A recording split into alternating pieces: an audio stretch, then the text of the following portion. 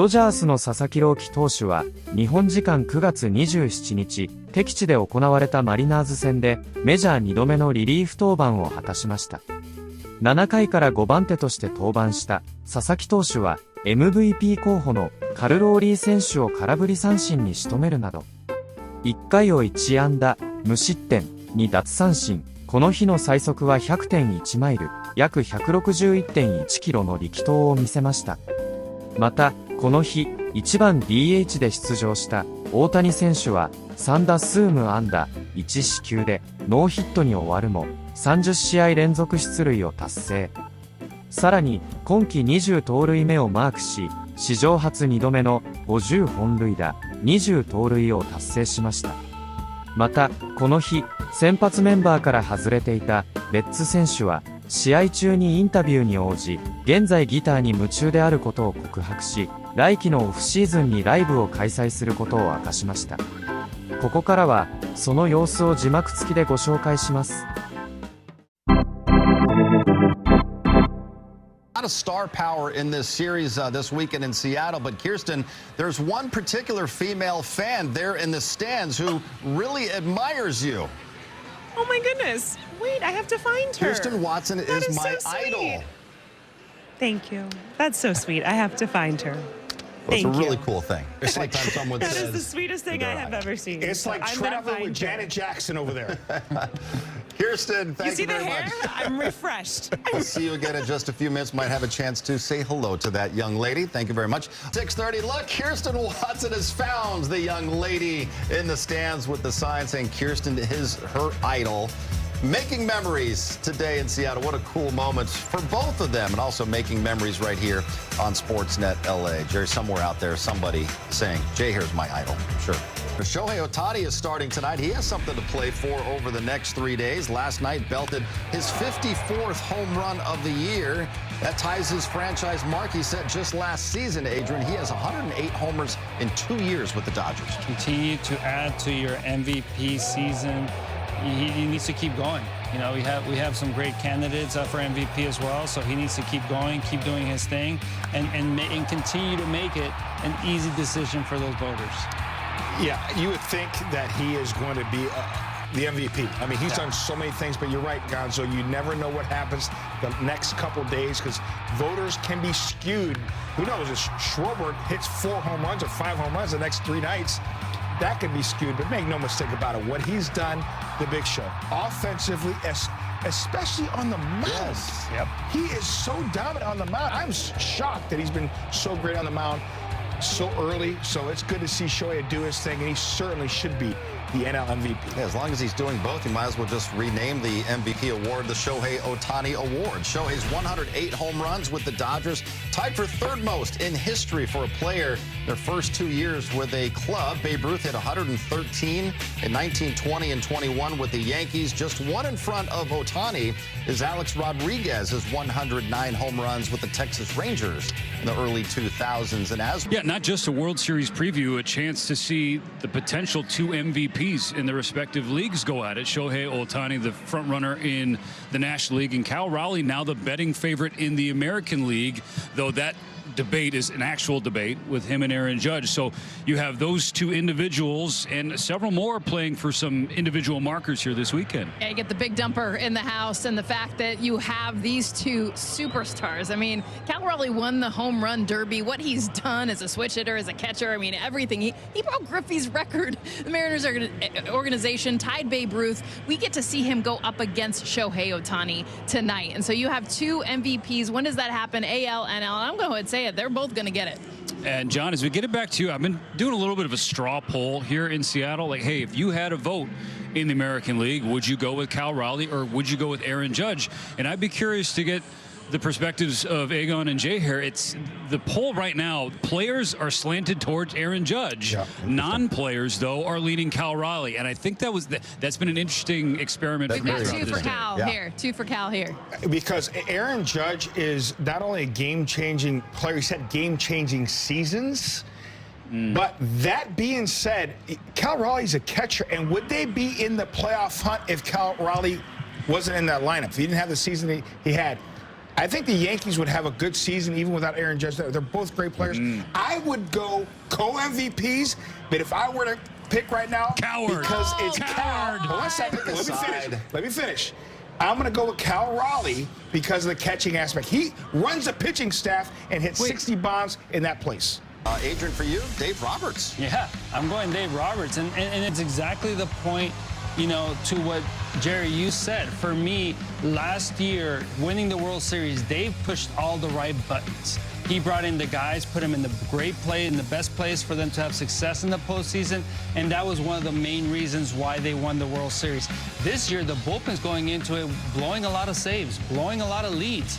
Who is he going to use in what situation? Is he going to let a starter go an extra inning? You know, all those things. If Shohei pitches, is he limited to 5 innings or is he allowed to go 6 and 7? Right. Those are all decisions Dave has to make. And in order for them to win this year, Dave has to continue to push all the right buttons. You know, who's going to close? Where is Sheehan going to pitch? All those things are so important. It's all up to Dave. My most important guy is going to be Shohei Ohtani because he's going to be pitching in the postseason for the first time in his career. He's lined up to possibly start Game 1 Tuesday night. We don't know if he will be getting the ball for that game, but the Dodgers need him to be great on the mound. They also need his bat, need him to be great because you've got other position players who are really banged up, and so you're going to need Shohei's bat as well. And as both of you guys know, that's a lot to ask of a guy because the playoff intensity, it's on a whole different level, and it's going to take a lot out of him to be a starting pitcher, hopefully go 5, 6, maybe even 7 innings, and to be an effective DH the way that we've seen him with the 54 home runs this year. I don't think the Dodgers advance unless Shohei is being great. From one MVP candidate to another, and a guy the Mariners used to see on a regular basis in the division, now in his second year with the Dodgers. Of course, Shohei Ohtani, who has won the last 2 MVPs. He's back at it again this year, 54 homers. He's driven in over 100.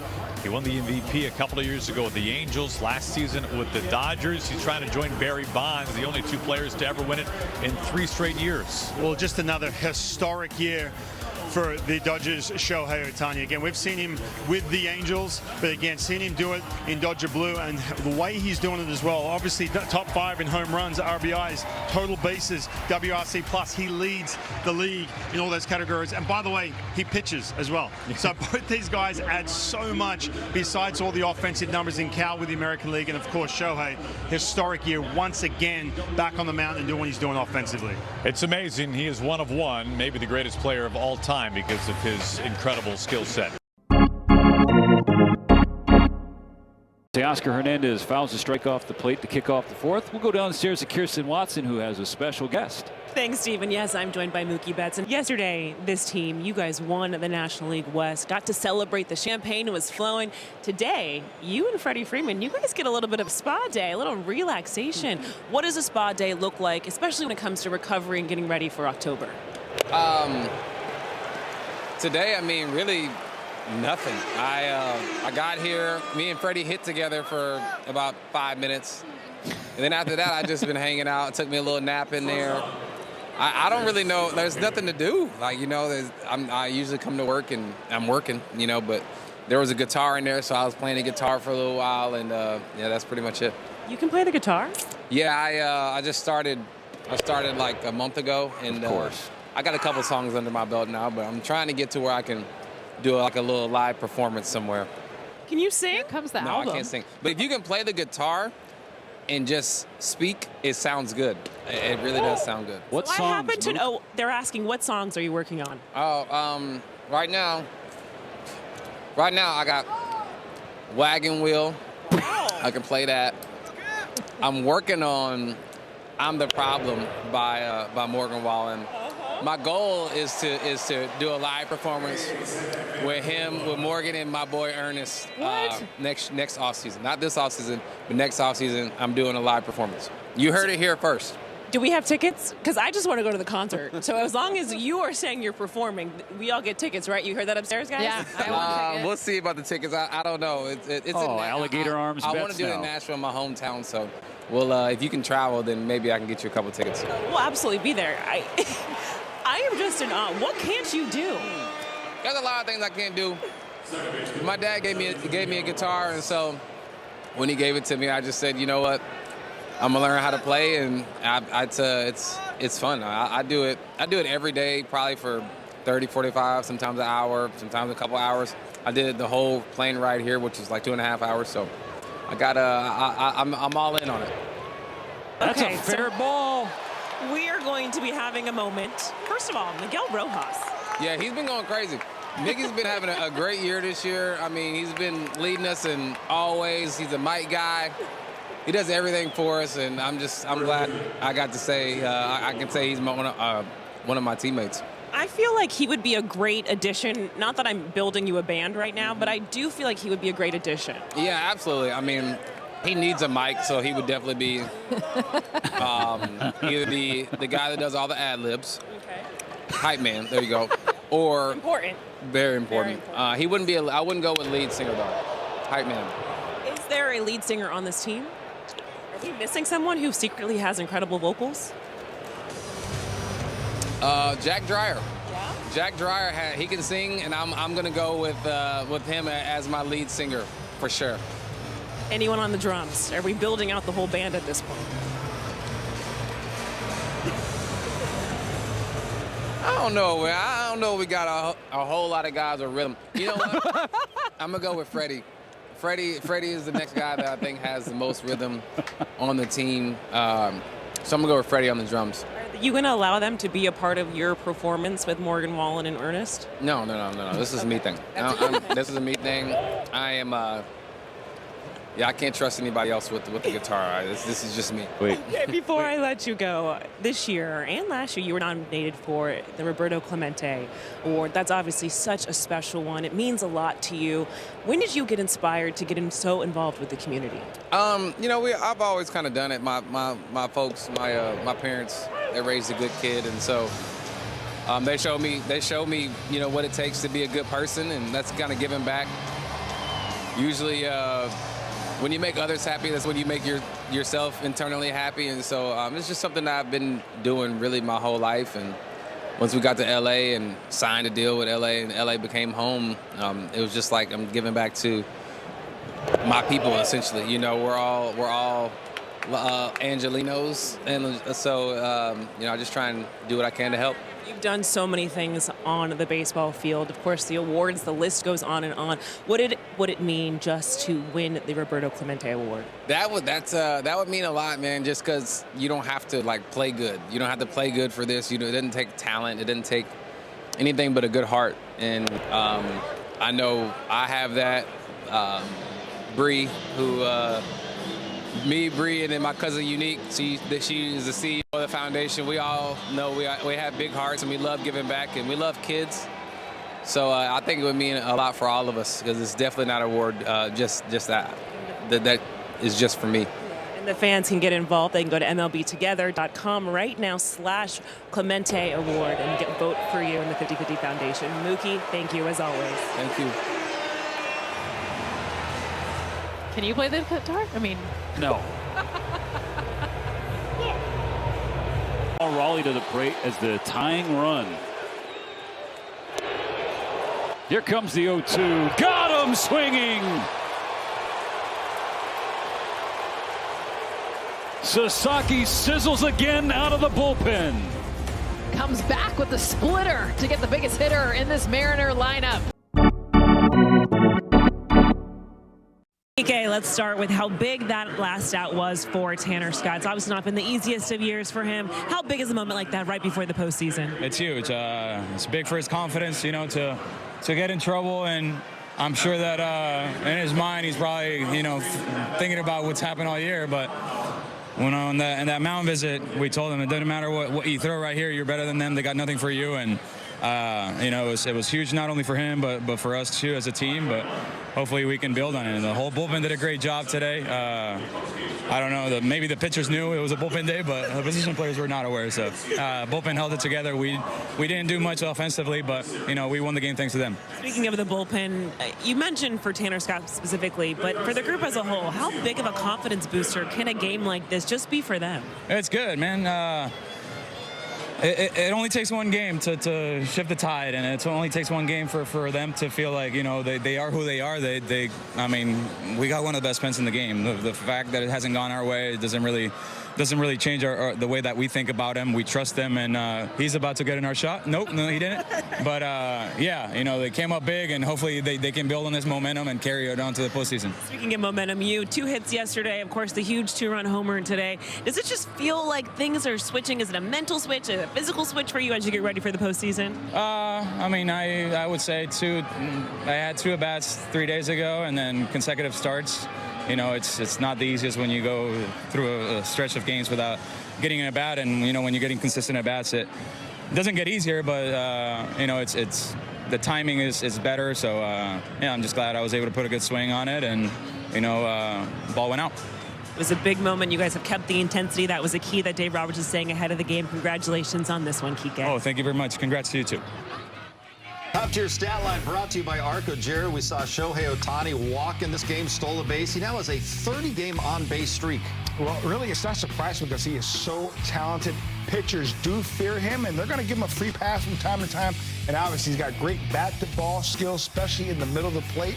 We saw him go in the splash down in the pool. Good to see him get on base, and that's what a leadoff hitter's supposed to do. Get on base. And then score runs, which he's done this year more than anybody else in the game. Well, and also great job for Roki Sasaki, Jerry's second bullpen outing for him since coming off the injury list. Second impressive outing for Roki, and I know this got you excited. Yeah, it got me excited. I'll tell you what, we may have found something with Roki. Once again, he's confident. He's pitching with attitude, pitching with conviction. Facing the big dumper, I mean, we know about his power. He was outstanding. And here, look at that. We contact the movement on that forkball. Great play there by Kike Hernandez to make it look relatively easy. But Roki's movement on that forkball is really something to see. The fastball is outstanding. He doesn't make a relative mistake here. Rosarena gets on top of a high fastball. Luckily, he stays in the ballpark. But once he got a runner in scoring position, he really locked in. He facing Cal Raleigh. Look at the movement. What I love about that at-bat with Cal Raleigh, he showed him that forkball early, and he threw it for a strike. Now the hitter knows, okay, he can throw that for a strike. So I definitely have to honor it and got him to chase in a big situation. His confidence really is growing, and I love that he's pitching with some attitude. We need that out of the pen. Yeah, my favorite thing is that both his outings, he's attacking the hitters. He's not moving. He's not trying to hit corners. He's saying, here it is, the fastball, hit it. Here's the forkball, hit it. You know, just going right after them. And Arozarena's double, he's one of the best fastball hitters in the league. So he can cover a high fastball, any velo. He's a fastball hitter. So, you know, giving up that double right there, that is not on Roki. That is just Arozarena's strength. And, you know, the way he went after Raleigh, like you said, with a forkball for a strike and then dropping 2 below the zone right there. I mean, that is really, really impressive to see him do what he did today. Could be a huge weapon for the Dodgers when we get to the playoffs beginning Tuesday. This is a very special group, and obviously how they have supported each other throughout this entire year. It's been huge. When you look at just this final inning of this game, how things kind of obviously bases loaded situation, getting out of that, was that a big moment for you and just feeling their support? Oh, for sure. I mean, when everyone came to the mound, Miggy and Kike, they were awesome. I mean, they hyped me up, and I mean, I got the job done. That's all that matters, and we won. Closing out, can you just tell me what you were seeing there? What do you mean? That's like in the at-bat and kind of just the swing and miss, the strikeouts, how you were placing the ball. Just what were you kind of seeing there? Yeah, on Garver, I tried going up and then it got too far in, hit him, and then Suarez, I mean, he's a power hitter. You're not trying to get anything in the zone. You're trying to get below it, above it, in or out. And I made some pitches, and it went my way. Has it been difficult at all just to sort of maintain your confidence over the course of the season? What can sort of finishing off strong sort of do to sort of push you forward towards the postseason? I mean, you just got to, like, today's over, just move on to the next day. And I mean, as a reliever, you always try to build off the last one, and it's huge. Did it catch you by surprise when they came kind of circled up on the mound with you? No, I mean, Miggy's a great leader. I mean, he'll come to the mound. I've known him since our time in Miami together, and no, I mean, it was huge for him to do that. Tanner Scott was the 7th pitcher of the night for the Dodgers. He got his 23rd save. What did you learn about Roki being able to bounce back tonight? I don't think the stuff was compromised at all. I actually liked him giving up the hit to Arozarena and to see how he responded. and he responded admirably, unfazed by the moment, which I've always expected, and yeah, I think we're excited. And I mean, we are excited. I think you're seeing some edge, some emotion from Roki, and it's going to be a good thing for all of us. He won't go again. He won't go again. How did you see the matchup between Sasaki and Cal Raleigh? I liked it. I wanted to, see.